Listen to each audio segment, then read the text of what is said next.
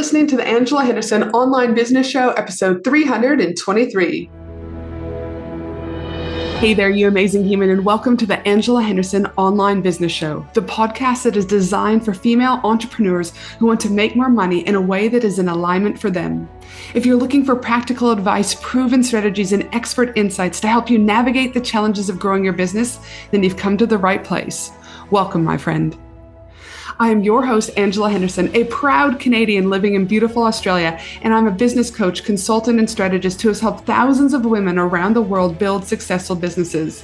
Through solo episodes and interviews with successful business owners, industry experts, and thought leaders, you'll get insider insights into what it takes to succeed in today's digital age.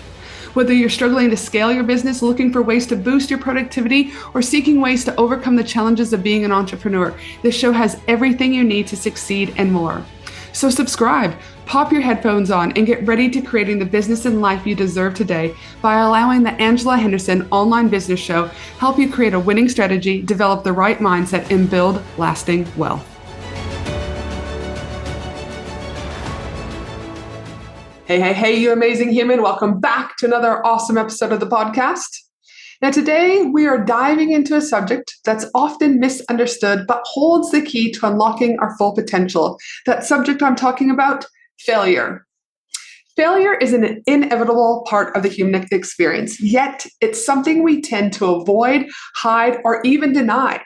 We have been conditioned over and over and over again in society, but often even as a young child, to fear failure, to see it as a mark of it's like a mark of inadequacy, and to perceive it as something to be ashamed of. But what if I told you that failure is not the end of the road, but a sign that we're on a journey towards something absolutely extraordinary? How can we start to normalize failure, my friend? Let me start with a beautiful conversation I recently had with my 10-year-old daughter, Chloe Glenella.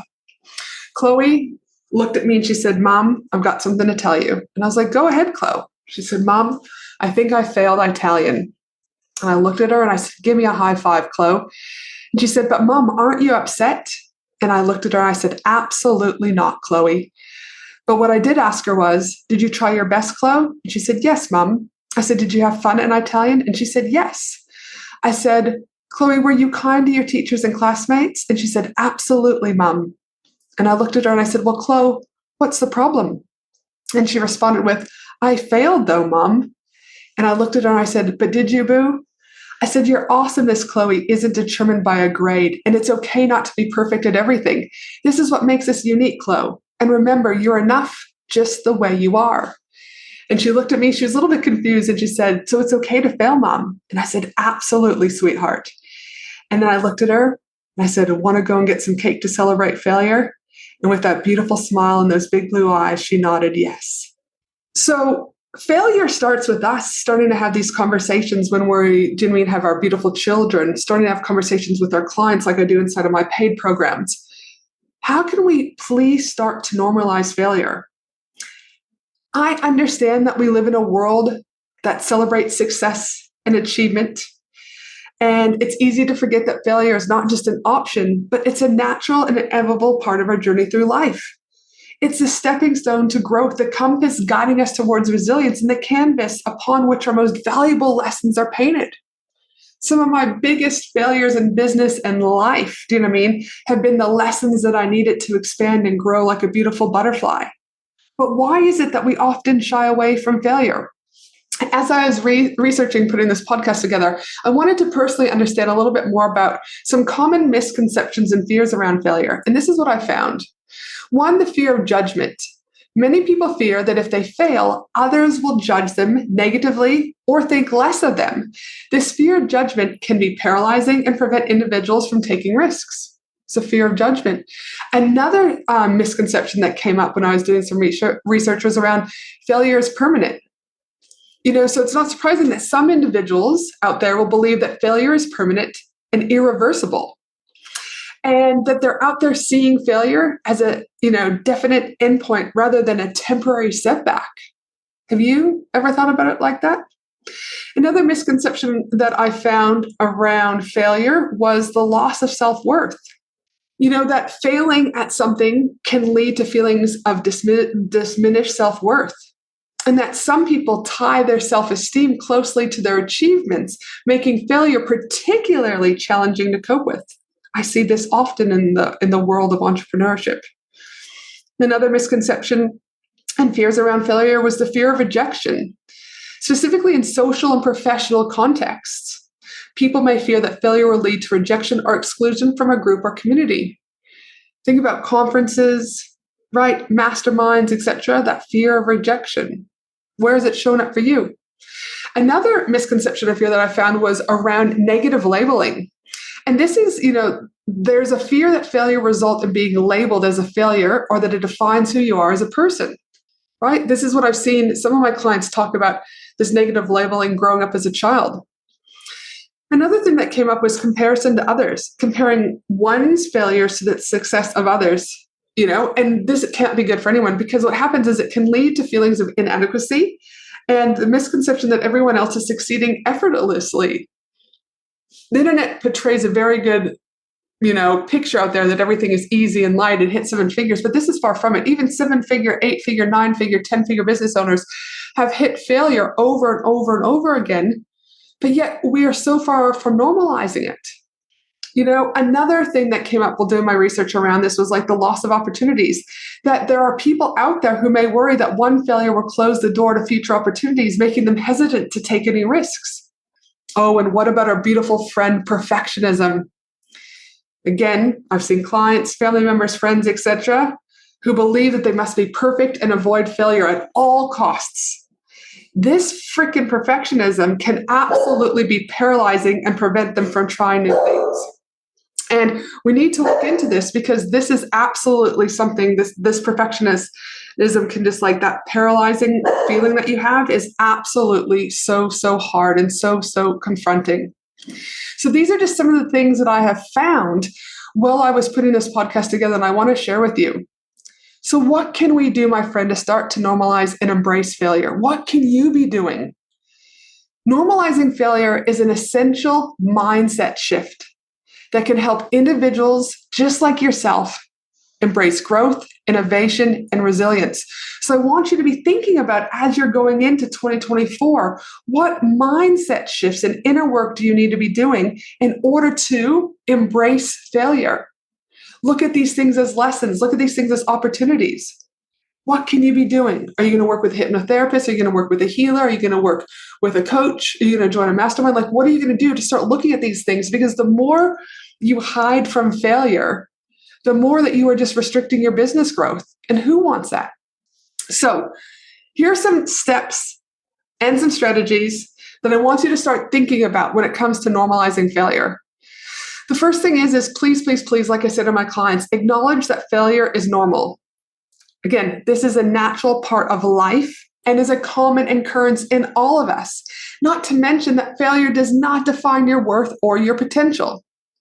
The second thing that I want you to start thinking about is shift your perspective. I want you to think about or view failure as a learning opportunity rather than a negative outcome. Consider it a stepping stone on the path to success. I also want you to normalize failure. I want you to celebrate effort and progress. I want you to focus on the effort and progress made rather than solely on the end result. Acknowledge the courage that it has taken you to try, even if you don't always succeed. Another important thing that can be scary, but I want you to consider this as we talk about our wins and we talk about our failures in my monthly goal setting inside of our weekly hot seat calls with my clients. And it's about sharing your failures. We share our failures just as much as we do our successes. So I want you to be open with your own failures and setbacks. And it's because when you share your experiences, this creates a culture of vulnerability and authenticity that when you do this, it's going to start to have a ripple effect and will encourage others. And that's how we start to embrace failure. Again, another thing that I want you to consider is learn from failure. After experiencing failure, take the time to reflect and extract the valuable lessons that come from it. What can you learn from the experience to improve in the future? Another important thing that I often talk to my masterminds about is like setting realistic expectations. And this is another part of embracing and normalizing failure. Avoid setting unrealistic or perfectionist expectations for yourself or others. And this could be goals, anything. and understand that no one succeeds every stinking time. No one has a 7-figure launch every stinking time. Also, use failure as a motivator. Let failure fuel your determination to improve and succeed in any future endeavors, goals, relationships, collaborations that you have. Channel the energy from setbacks into a positive action. And the last thing that I want to talk about here is stay persistent. Remember that success often comes after multiple failures. Persistence and perseverance are key. So, you might be thinking, well, how much does this have to do with my strategy? This normalizing failure has everything to do with your strategy, because the sooner you can normalize failure, the sooner you reduce the pressure that you put on yourself. And when you reduce the pressure you put on yourself, you're in alignment. And when you're in alignment, things feel easy, they feel light, they flow. And inevitably, success comes. So I understand that normalizing failure, it takes time, but it also takes effort on your behalf to work on the inner work. But when you choose to do this, it can lead to more resilient, creative, and growth-oriented environments where individuals and business owners like you will thrive despite these setbacks. And again, start having conversations with your peers, your family members, but also your children, just like I did with my 10-year-old Chloe, because I can only have wished that my parents would have been having those conversations around failure with me. It's been a beautiful journey to see Chloe and Finley, my 14-year-old, talk about failures. And it's also, watching them get uneasy talking about it, or, high-fiving. Well, why would you do that? That's not what we do in society. And just listening to what their beliefs are, even at the age of 10 and 14. So as you're thinking right now, and as you're driving and you're listening to this, I want you to think about, where did failure show up in your life? What was it like from your parents, or your culture maybe, or your religion, whatever that is? And what beliefs have you carried about it? And what can you slowly start to let go of? I hope that you have found that this particular podcast episode a little bit different, a little bit interesting, and got you thinking about how you too can normalize failure for your success.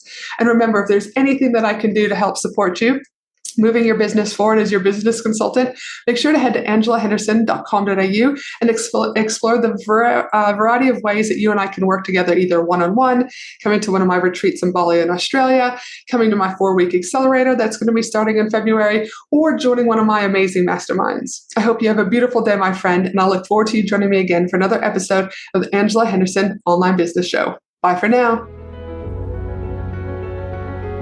Thanks for listening to the Angela Henderson Online Business Show, www.angelahenderson.com.au.